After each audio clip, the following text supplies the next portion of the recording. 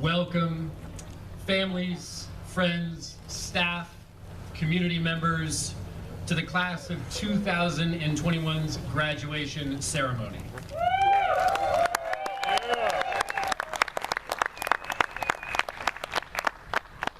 You know you have your masks on. I can see the smiles in those eyes. Friends, congratulations. We are so proud of each of you. As I was thinking about what to say to you today, I wrote out a list of themes which are most apt to describe these times, this moment, in this class. Leaders, resiliency, pride, grit, opportunity, challenge, and drive. But one theme emerged over several drafts. You see, I believe that we are all writing drafts in our minds every moment. These narratives shape how we see the world around us, how we see ourselves in this world, and define how we operate as human beings.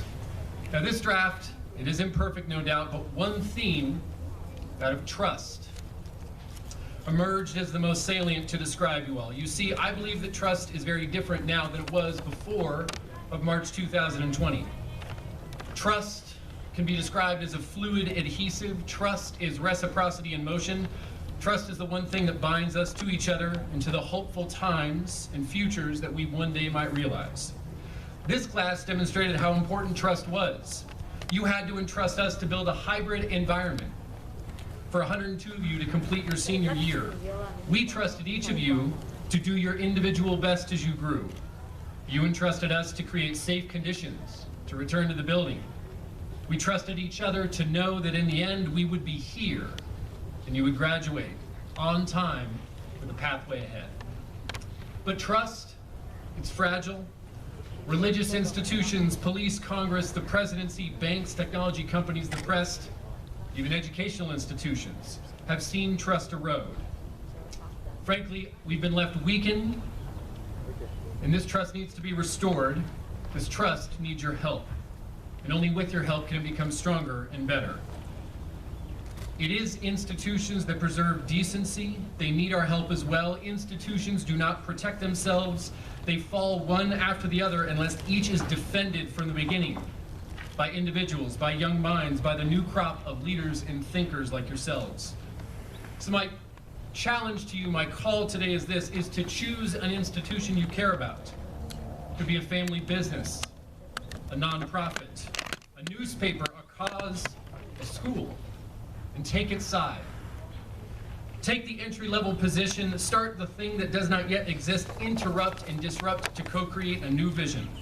Build understanding of its inner workings and invest your full self into its longevity and prosperity, much like your families have done with you from the day that you were born, and much like our staff has done from the moment you became a wolf.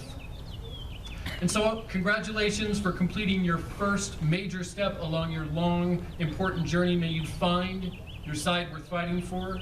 May you help build, restore, and rebuild the trust which binds us all. Indeed, to live in faith that the whole world is on your side, so long as you are true to the best that is in you. Thank you so much.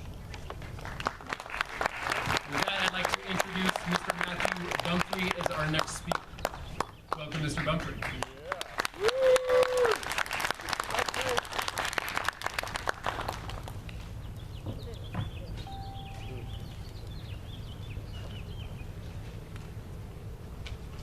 As Mr. Naus pointed out, my name is Matthew Bumfrey. I'm the chemistry teacher.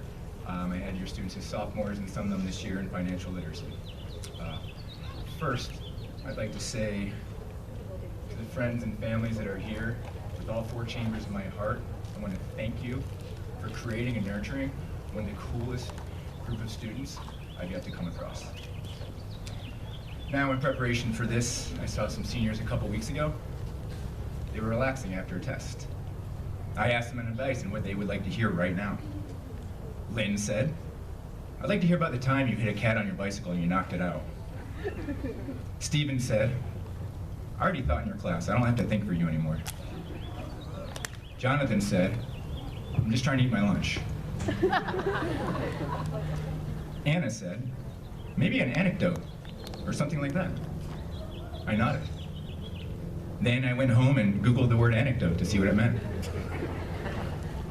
And now that I know, here we go. Famous author Mark Twain once said, "In 20 years from now, you will be more disappointed by the things that you didn't do than by the things that you did do. So sail away from the safe harbor, catch the wind in your sails, explore, dream, discover." Another author noted, "Ships are safe in the harbor, but that's not why ships were built. You are safe by not taking risks and chances. But that's not what life is for. If you are listening to this, you are alive, which is better than 99.99999 repeating of everything that has ever existed." Think about that. The chance of you being here from your parents alone is 1 in 250 million. It's the same odds as winning the Powerball. Now multiply that by every generation in your family back to the beginning of time, and the fraction for your chance of existence is so low, the nearest whole number to round it to is 0. Statistically, we don't exist. Yet here we are. We always fantasize what we would do if we won the lottery, how we'd spend the money, where we'd live. We don't always realize that we've already won the lottery. You're alive now, and you can plan and do whatever you want to do with this amazing gift. Where do you want to go? What do you want to do? How can you maximize today while planning for the future? A well-known saying is, "Do today what others won't, so tomorrow you can do what others can't." Now, there will come a time when you're sitting down to go study for a test or to go to work. You know if you study, you're going to get an A. You know if you go to work, you're going to make a few extra bucks. But your phone rings. It's that person you like, and they want to come down to this park and watch the sunset over those Rocky Mountains. Now you're faced with a choice. Do you study and get an A, or go to work and get that money? But you'll miss out on those magical feelings that someone special can give you. Maybe it's a family member, boyfriend, girlfriend, friend, whatever. Or don't study, not go to work, risk the consequence of poor grades, or losing money, or getting fired. But maybe, just maybe, you'll get to feel your soul glow.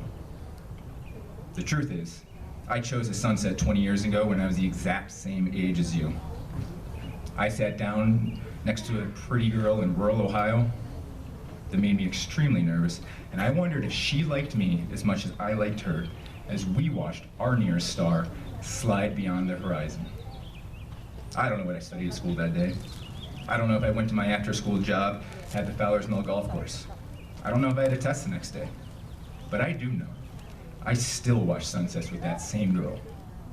And in 2 weeks, we'll be celebrating 3 years of marriage.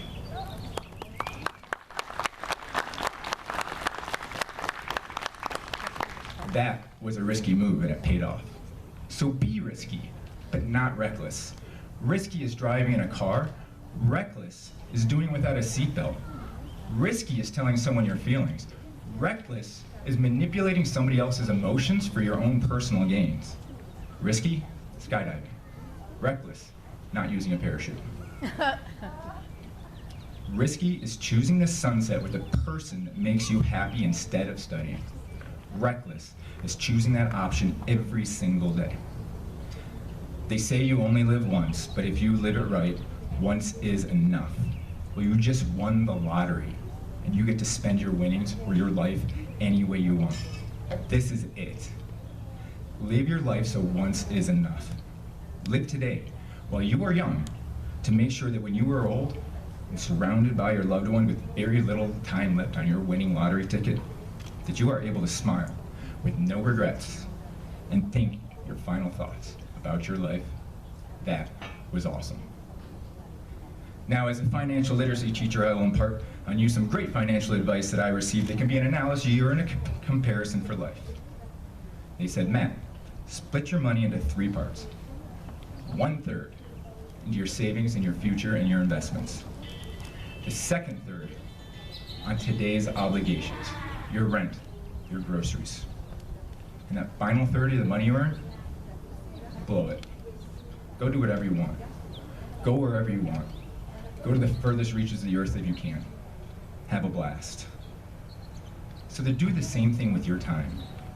Spend 1/3 of your winning lottery ticket called life on your future, your education, learning new skills that may cost you time and money now, but will make you a better human later on.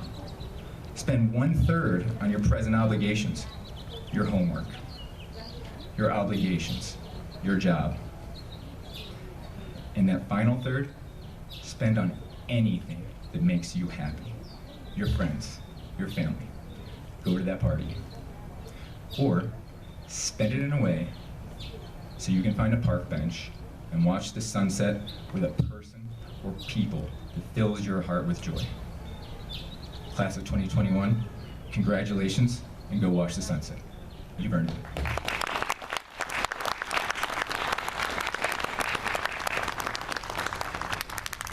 Next, I would like to invite senior Jonathan Sippian to the stage.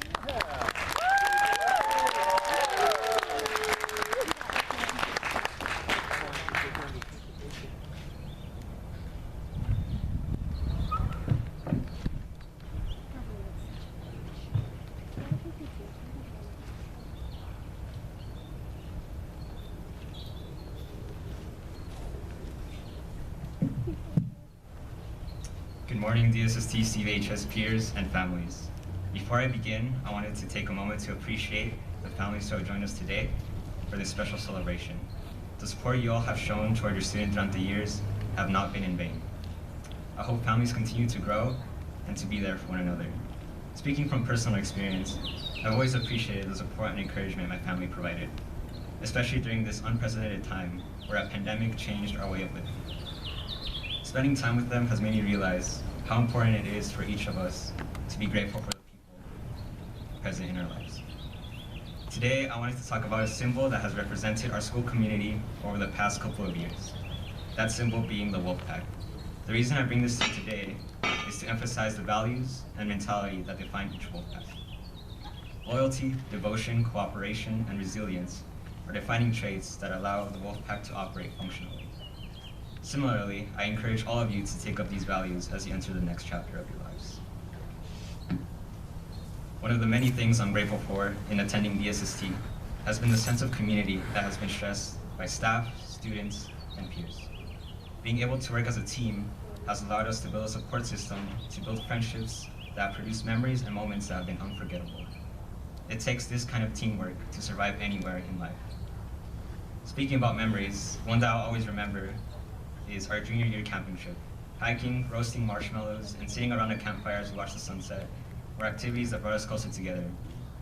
In particular, I wanted to shout out Peter, Brittany, Lynn, and Hasey, all of whom brightened this experience and just brought forth a positive energy. Prom night was another memorable moment in which our community was reunited in a night of celebration. It was fun seeing all of you there and just getting to catch up with each one of you. After having our senior year be virtual, prom allowed us to finally express ourselves in an in-person setting and have fun while doing so. Finally, senior signing day allowed us to reflect on the legacy we have left behind for our school, one of resilience and adversity.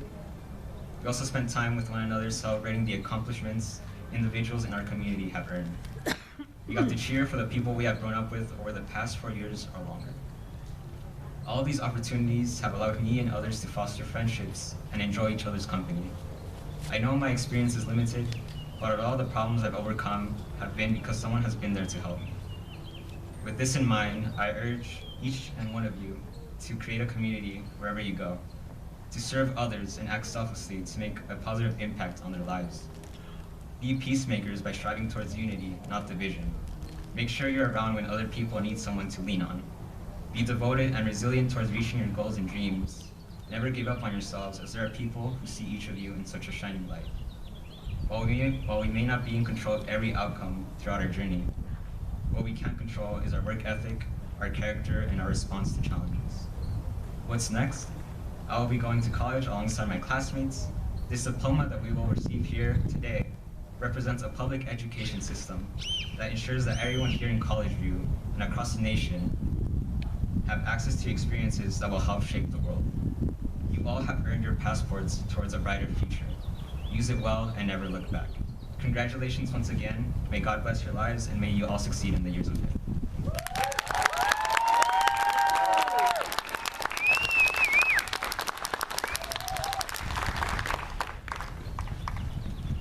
At this time, we'd like the seniors to please stand and line up on the side of the stage to receive your diplomas.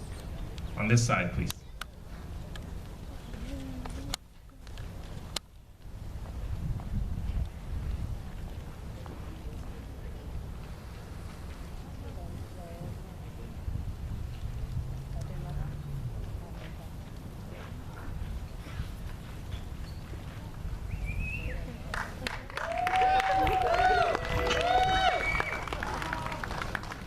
Sofía Aguirre Velázquez.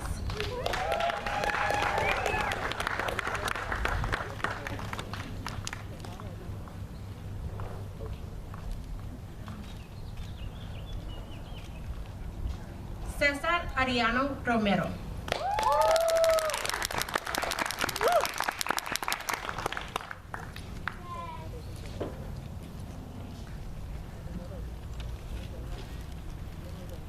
Martín Escamilla Casarubias.